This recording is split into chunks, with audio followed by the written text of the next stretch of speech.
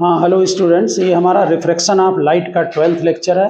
इसमें आज हम सिंपल माइक्रोस्कोप का डिस्कशन करेंगे। उसके पहले आप कुछ डिफिनीशन नोट करें और मेन हेडिंग डालें आप ऑप्टिकल इंस्ट्रूमेंट। ये ऑप्टिकल इंस्ट्रूमेंट का पार्ट है। लिखिए ऑप्टिकल इंस्ट्रूमेंट। उसमें जो हमारे जो मैग्नीफाइंग पावर के जो डेरिवेशन है इसमें सिलेबस में, उसमें कुछ डिफरेंट टर्म यूज होते हैं। पहले हम उनको नोट कराएंगे, उसके बाद सिंपल माइक्रोस्कोप स्टार्ट करेंगे। तो लिखिए accommodating power. Accommodating power, ACCOMODATING। Practically accommodating power ये होती है कि जैसे आप कोई दूर की चीज़ देख रहे हैं और फिर एकदम पास की चीज़ देखने लगते हैं, तो आपकी जो लेंस में है, जो मसल्स हैं, उनमें ये कैपेसिटी होती है कि वो लेंस की फोकल लेंथ को रैंडम चेंज कर लेती हैं। उनकी थिकनेस कम और ज़्यादा हो जाती है। ठीक, तो लिखें it is the ability of eye to observe. It is the ability of eye to observe eye to observe distinctly object situated at to observe distinctly object situated at widely different distances। यानी एक दूर में है, एक पास में है। widely different distances from the eye।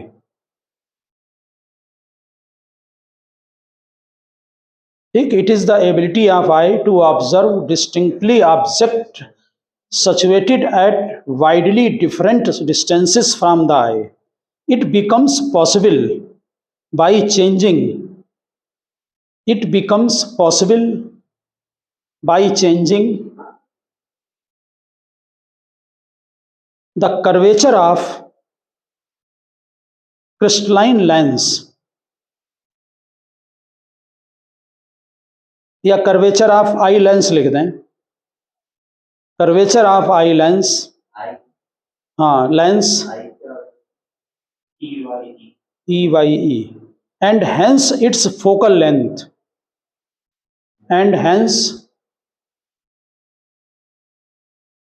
its focal length by changing the tension in the muscles, by changing tension in the muscles holding the lens।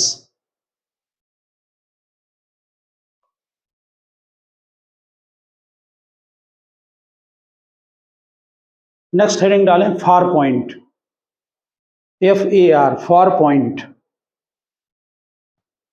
लिखिए the most distant point which, the most distant point which an eye can observe clearly, eye can observe clearly is called far point। यानी दूर की distance है जिसे कि हम clearly देख सकते हैं, और वो इनफाइनाइट पर ली जाती है। The most distant point which N I can observe clearly is called far point. For normal eye, it is at infinity. For normal eye, it is at infinity। और जब हम इनफाइनाइट पर देखते हैं तो हमारी आई में कोई आंख में टेंशन नहीं होती है, तो उसे हम रिलैक्स्ड पोजीशन भी कहते हैं, यानी रिलैक्स्ड है उस समय बिल्कुल। तो वो भी नोट कर दें। The eye is said to be fully relaxed. कभी कभी दे देते हैं वहां पर कि रिलैक्स्ड पोजीशन है या रिलैक्स्ड आई, उसका मतलब है कि इनफाइनाइट पर इमेज बन रही है। It's said to be fully relaxed. Far point यानी कि इनफाइनाइट पे लेते हैं पॉइंट को, रिलैक्स्ड बस। नेक्स्ट हेडिंग डालें least distance of distinct vision. The eye is said to be fully relaxed बस। नेक्स्ट हेडिंग डालें least distance of distinct vision. ये मिनिमम डिस्टेंस है जहां तक आप क्लियर देख सकते हैं, इज जनरली 25 सेंटीमीटर हमारे यहाँ ली जाती है। लिखिए least distance of distinct vision,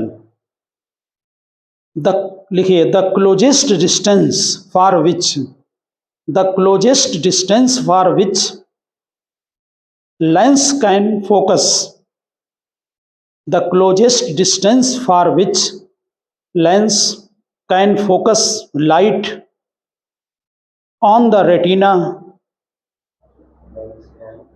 the closest distance for which lens can focus light on the retina is called least distance of distinct vision, is called least distance of distinct vision,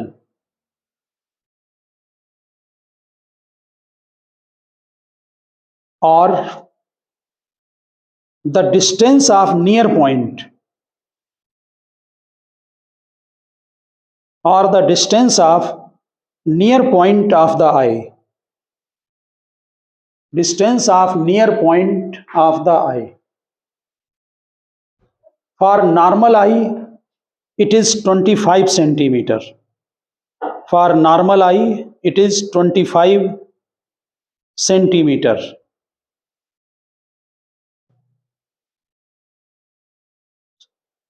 next line में line लिख दें, distance between near point and far point is called, distance between near point and far point is called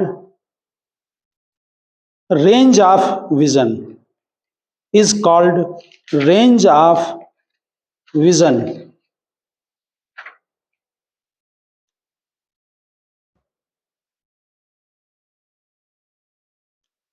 next heading डालें visual angle, visual angle. देखिए the angle which an object, the angle which an object subtends at our eye, angle which an object subtends at our eye is called visual angle, यानी जितना angle बना रही है lens में, the angle which an object subtends at our eye is called visual angle. The apparent size of an object, the apparent size of an object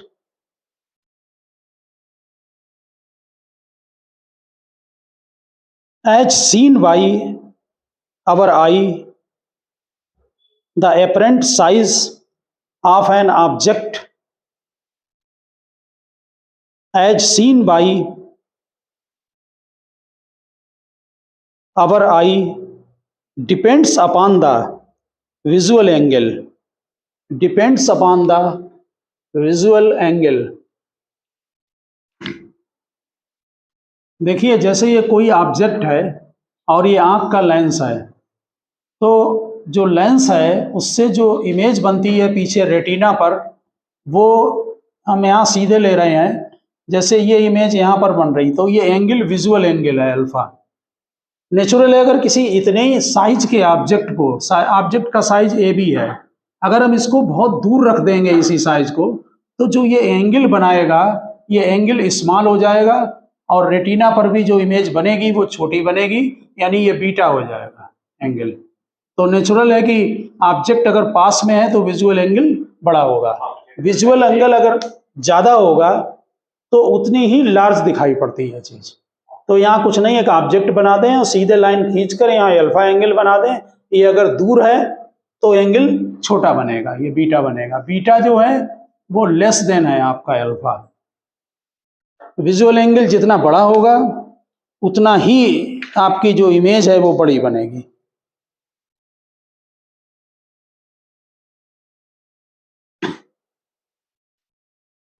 ठीक है, एक object खींचें और सीधे लाइन यहाँ रेटिना पर जो है वो ये बन जाएगी image.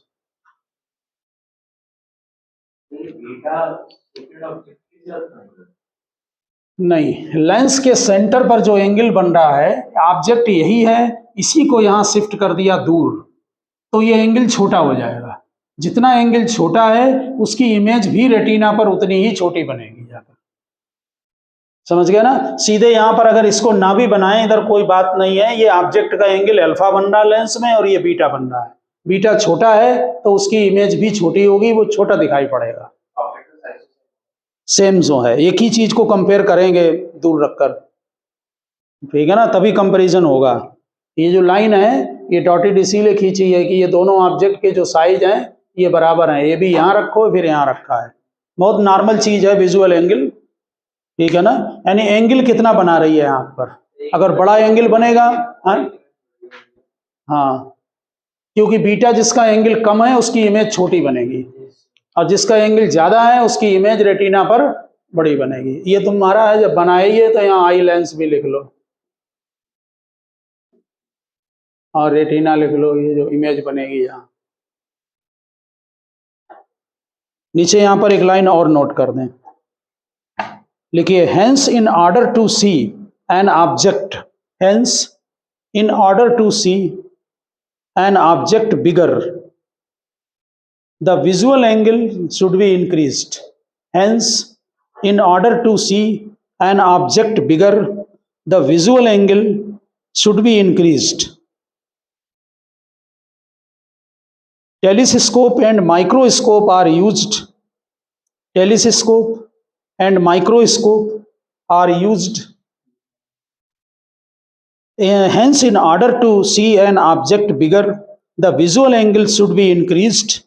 Telescope and microscope are used to increase the apparent size of the object. Used to increase the apparent size of the object by increasing visual angle.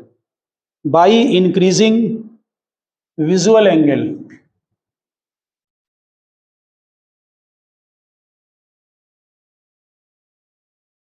अब आप हेडिंग डालें माइक्रोस्कोप, सिंपल माइक्रोस्कोप लिखा है, simple microscope और magnifying glass, simple microscope और magnifying glass, simple microscope और magnifying glass. जो आप लोगों का जो सिंपल ये लेंस होता है, कॉन्वेक्स लेंस है, ये बीच में कॉन्वेक्स लेंस मोटा होता है, साइड में ये पतला होता है। ये जो कॉन्वेक्स लेंस है यही जो है सिंपल माइक्रोस्कोप है और कुछ नहीं है, ठीक है ना। यानी कि आपने लिखा भी है सिंपल की मैग्नीफाइंग ग्लास लिखें। Microscope is an optical instrument, microscope is an optical instrument which is used to form, microscope is an optical instrument which is used to form large image. Microscope is an optical instrument which is used to form large image of a close and minute object, of a close and minute object. This image subtends a large visual angle. This image subtends a large visual angle at the eye,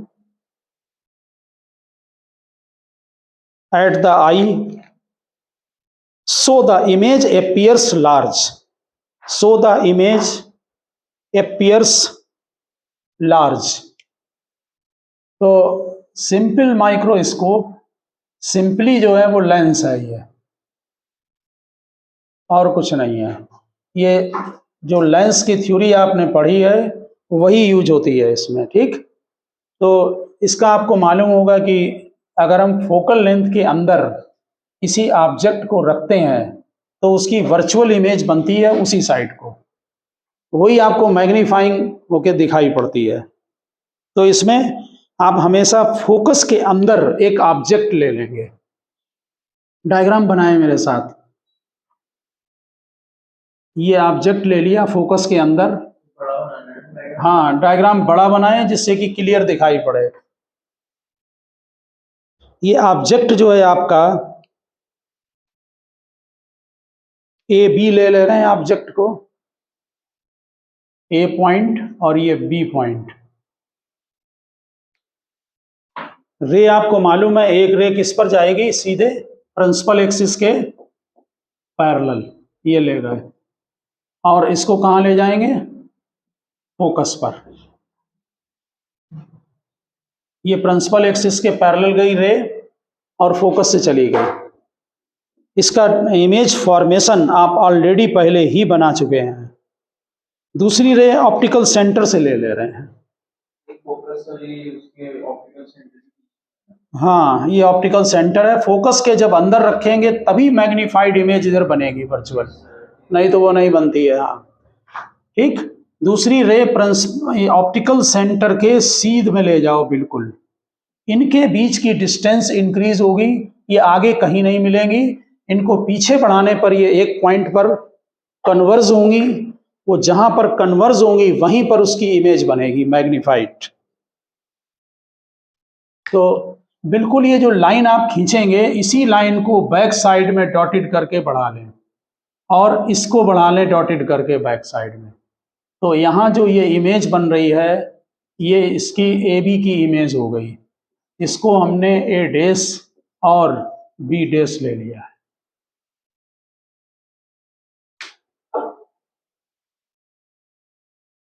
ये भी आप जानते हैं कि object की जो distance होती है वो हम यू से रिप्रेजेंट करते हैं।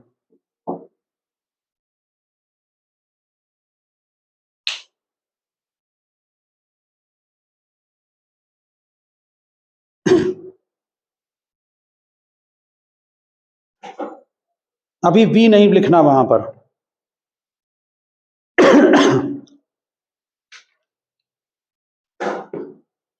हाँ, अभी डायग्राम आगे और बनेगा। अभी इमेज हमने दिखा दी आपको वर्चुअल, यही मैग्नीफाइड दिखाई पड़ती है। यहां से देखो तो पीछे देखने पर ये बड़ी इमेज बन गई। जब लेटर वगैरह आप पढ़ते हैं ना लेंस से, तो वो बड़े दिखाई पड़ते हैं।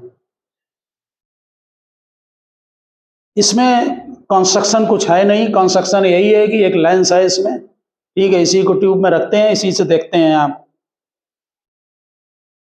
अब डायग्राम बनाने के बाद आप लिखें उसमें अलग मैग्नीफाइंग पावर। हमारे यहाँ बोर्ड में इनकी मैग्नीफाइंग पावर ही आती है main.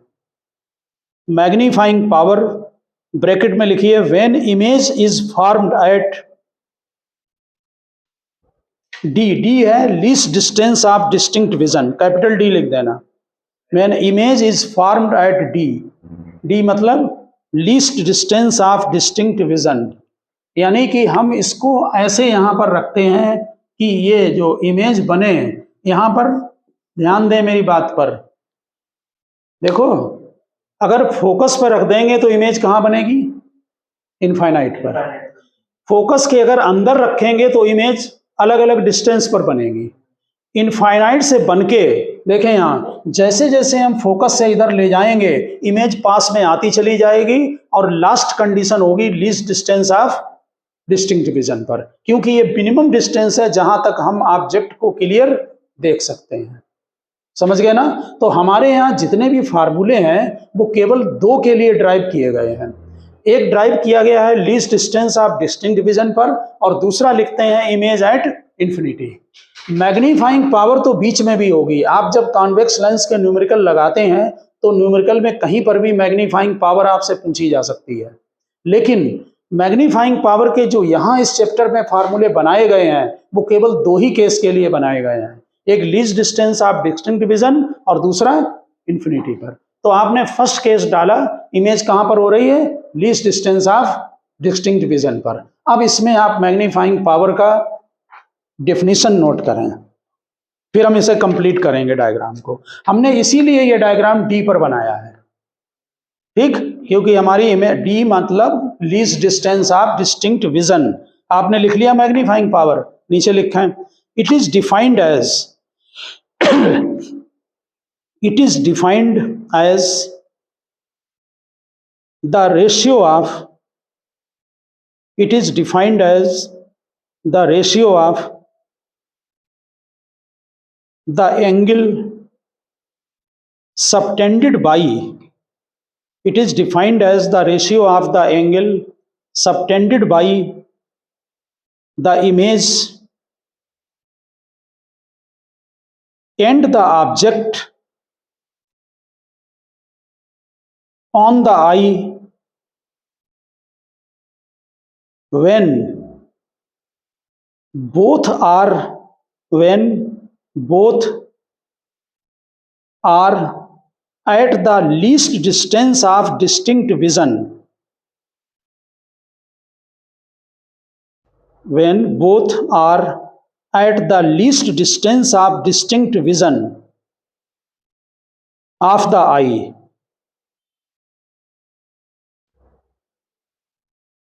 It is also called angular magnification.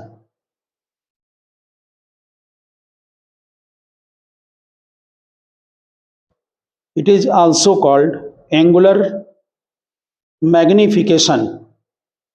अब जरा आप डिफिनीशन पर ध्यान दें। देखिए, जो आपने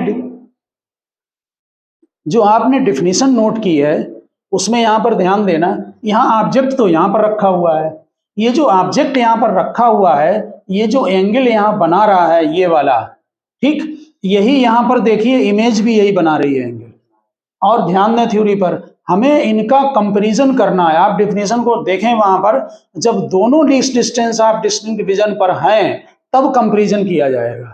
तो इमेज तो बन रही है least distance of distinct vision पर ही, लेकिन ऑब्जेक्ट यहां पर नहीं है।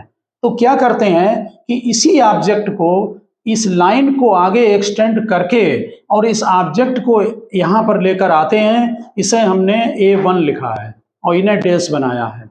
मतलब ये दोनों साइज यहाँ इसको लाइन को पीछे एक्सटेंड करेंगे डॉटेड करके, और हाँ AB को यहीं पर लेकर आएंगे।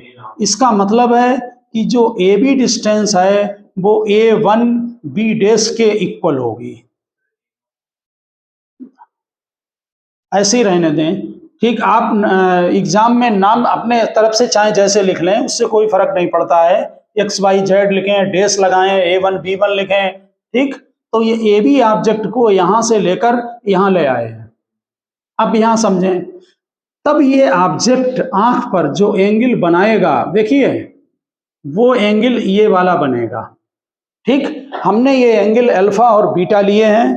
अल्फा एंगल लिया है ऑब्जेक्ट का, ध्यान दें ये एंगल, और बीटा एंगल ये टोटल लिया है, ये वाला जो ये बड़ा वाला एंगल बन रहा है। देखिए ऑब्जेक्ट को यहां पर ले आए हैं, समझ गए ना। अब यहां पर एक बात ध्यान दें, डिफिनीशन क्या है मैग्नीफाइंग पावर की? मैग्नीफाइंग पावर की डिफिनीशन है कि जो इमेज एंगल बना रही है आंख पर, आंख तो यहां पर होती है आई, समझ गए ना, लेकिन एंगल लेंस के ऑप्टिकल सेंटर पर ही लिया जाता है। बात समझ में आ गई ना, एंगल यहीं पर लिया जाता है, ठीक। तो ऑब्जेक्ट कितना एंगल बना रहा है अब? अल्फा। इमेज कितना बना रही है? बीटा। बात समझ में आ गई? यानी ऑब्जेक्ट ये नहीं लेंगे, ऑब्जेक्ट अब ये मानेंगे। क्यों? हमें एक ही जगह पर, देखो किसी चीज का मैग्निफिकेशन हम एक ही जगह पर तो रख के कंपेयर करेंगे।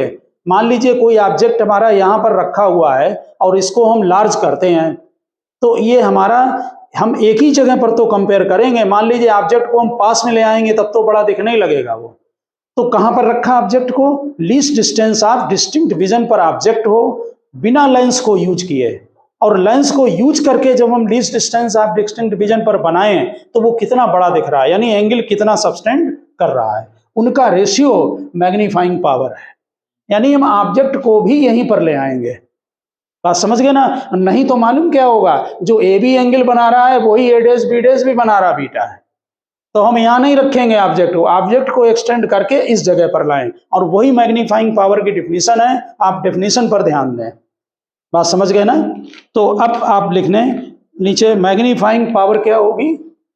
m is equal to beta upon alpha for small angle 10 beta और टेन अल्फा। अब हम इसकी वैल्यू नोट करेंगे टेन बीटा की। तो टेन बीटा डायग्राम से देखें, इस सेंटर को हमने ओ ले लिया है, डायग्राम से चेक करें। Tan beta A B upon O B, A B upon O B. अब टेन अल्फा,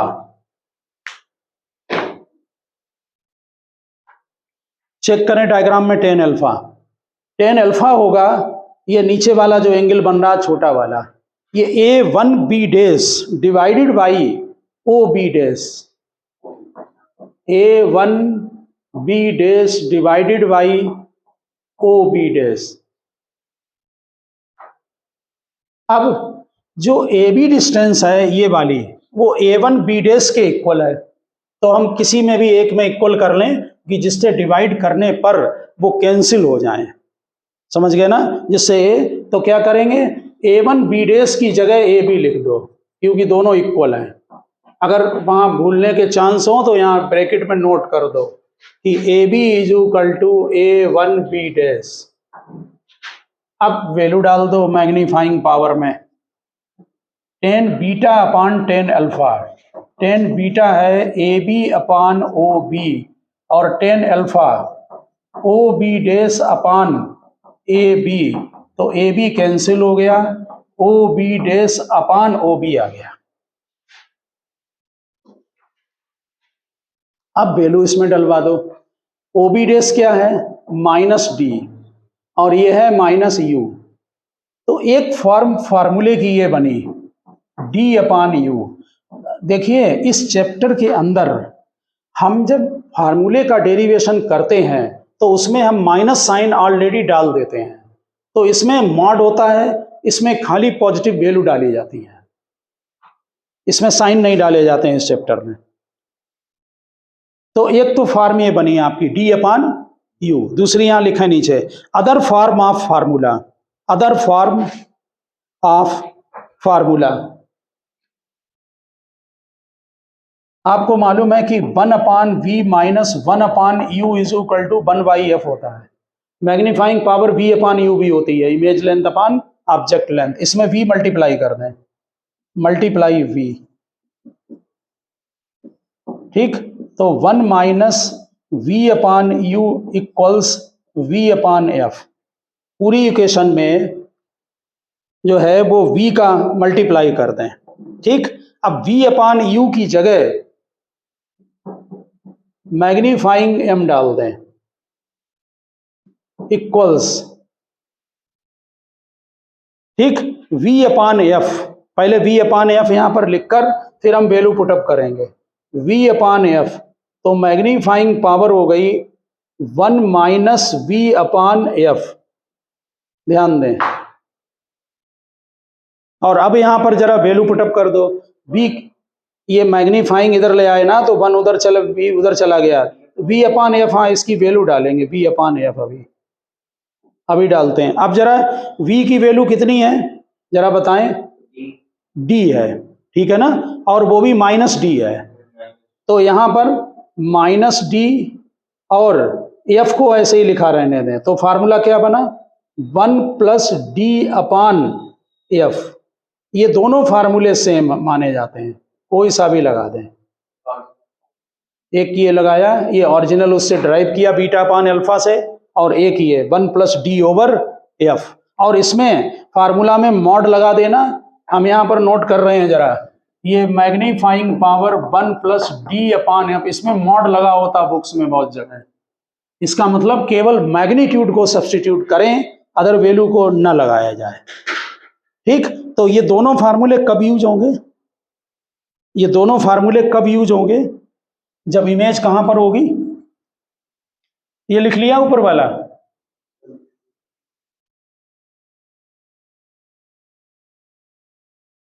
जब image least distance of distinct vision पर बनेगी तब यूज होंगे, ठीक है। नीचे पॉइंट्स नोट करें, देखो, if we can substitute only numerical value of D and F we can substitute only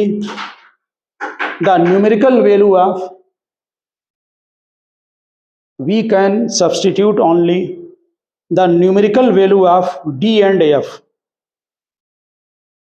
second point, यहां से देख के बता, मैं जितनी फोकल लेंथ कम होगी उतनी मैग्नीफाइंग पावर ज्यादा।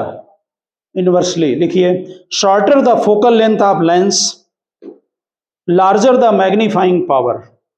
Shorter the focal length of lens larger the magnifying power.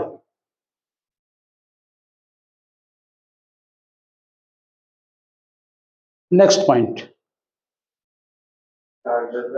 Magnifying power. Next point, m is positive which means that, यहां m पॉजिटिव आएगा, which means that an erect image is formed. m is positive which means that an erect image is formed.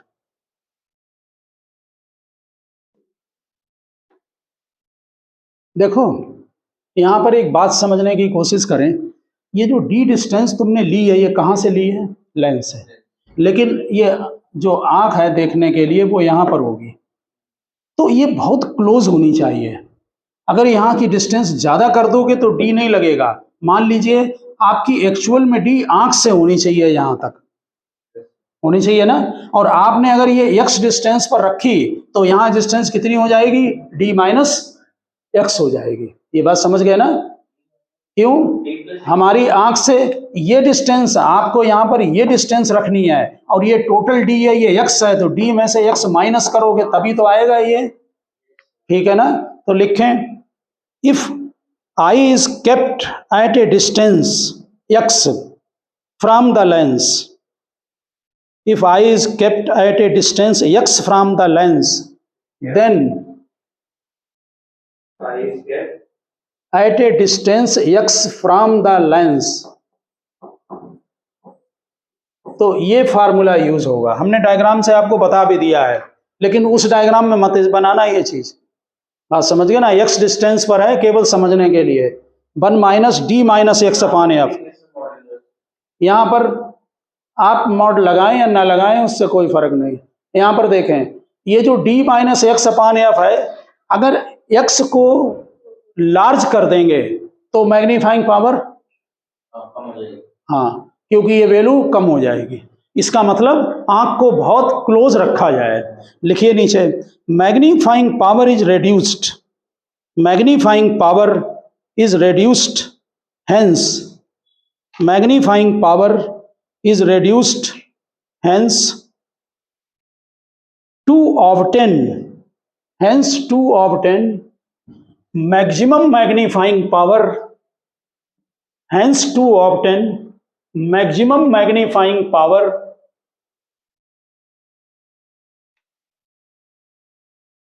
the eye must be very close to the lens, the eye must be very close to the lens, बिल्कुल पास में होना चाहिए। इसी में आप next heading डालें, magnifying power when, magnifying power when image is formed at infinity, magnifying power when image is formed at infinity। तो infinity पर इमेज कब बनती है? जब फोकस पर रख दो। तो बिल्कुल सिंपल डायग्राम आप बना चुके हैं। प्रिंसिपल एक्सिस के पैरेलल ले जाएं, ये आप इधर इसके ले जाएं, एक ऑप्टिकल सेंटर से पास कराएं, ये दोनों रे पैरेलल होंगी, ठीक। इससे जो इमेज बनेगी वो बैक साइड ले जाएं, टू इनफाइनाइट पर बनेगी। Magnifying power when image is formed at infinity.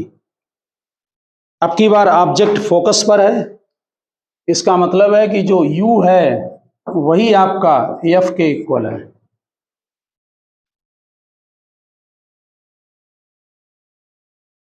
Magnifying power when object is at infinity. हाँ, दोनों रे पैरेलल होंगी, पीछे बढ़ाने पर भी नहीं मिलेंगी, तो वो इन्फिनिटी पर मान लेते हैं कि मिलेंगी जाकर। ये भी ऑब्जेक्ट ले लिया है।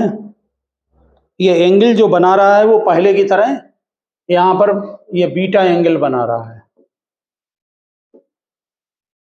यही इमेज एंगल बनाएगी, इमेज ही बनाएगी ये, क्योंकि हमें least distance of distinct vision पर बनाना है। अब जरा नीचे डेफिनेशन लिख दें। हाँ, U is equal to F है, वैल्यू डाल देंगे बाद में अगर डालना चाहें निगेटिव में। लिखे it is defined as the ratio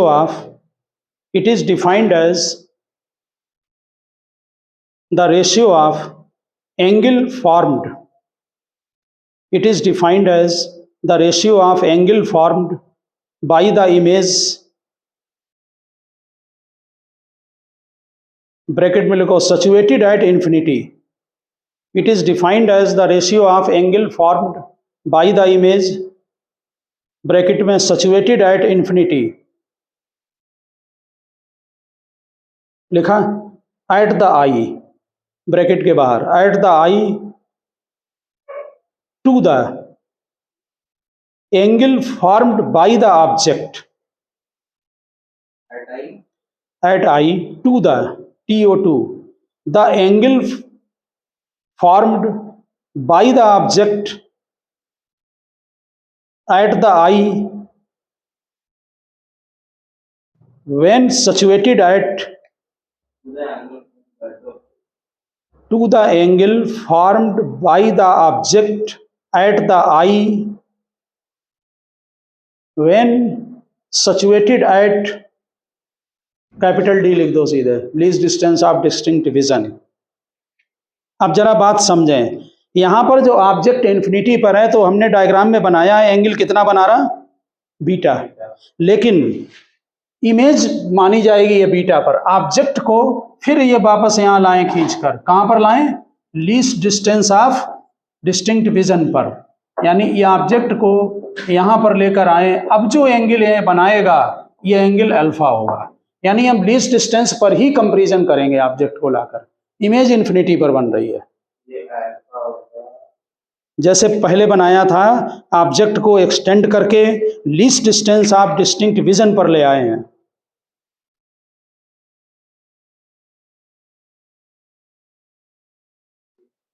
लिख दो ये ड्रा ए लाइन, लिख दो अलग से नीचे, draw a line A dash B dash is equal to A B.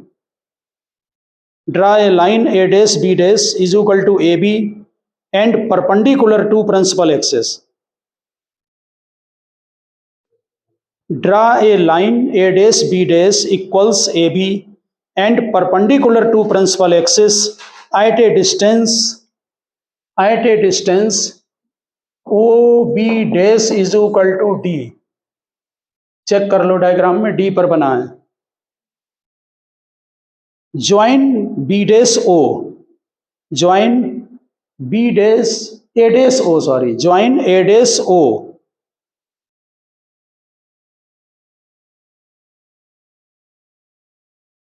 And angle A dash O B dash is equal to alpha. अब आप लगा दें डेफिनेशन मैग्नीफाइंग पावर की।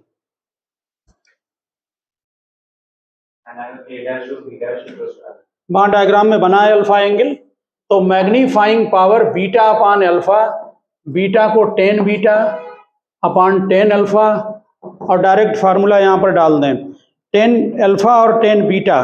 बोलिए जरा डायग्राम से क्या है टेन अल्फा और टेन बीटा, बोलो। Tan alpha A dash B dash upon O B dash, tan beta बोलो, tan beta A B upon, diagram में चेक कर लो, ओ बी, और ए dash B dash A B के इक्वल है, तो A B upon O B dash इसे भी कर लो। अब सेम डेरिवेशन जो पहला किया था, अब बीटा अपान अल्फा डिवाइड कर लो, ten beta upon ten alpha, तो टेन बीटा है A B upon O B और टेन अल्फा ये हो जाएगा O B dash upon A B cancel हो गया, magnifying power O B dash upon O B.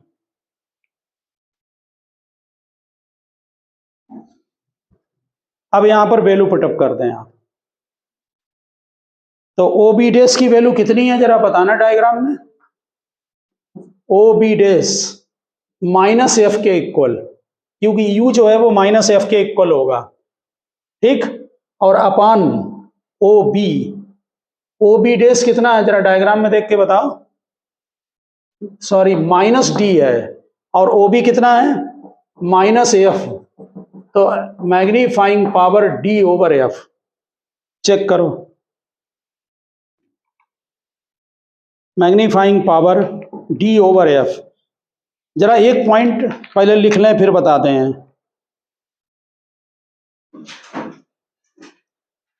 Note करो फिर बता रहे, लिख लिया? तो जरा एक बात बता दो, जो पहले डेरिवेशन किया था वहां आपने मैग्नीफाइंग पावर फर्स्ट कितनी निकाली है, डी अपान यू को चेक करो, निकाला? इसमें यू कितना है एफ, उसमें डायरेक्ट डाल दो, बन गया डी अपान एफ। ये मेथड वही है पूरा जो आपने लिखा है।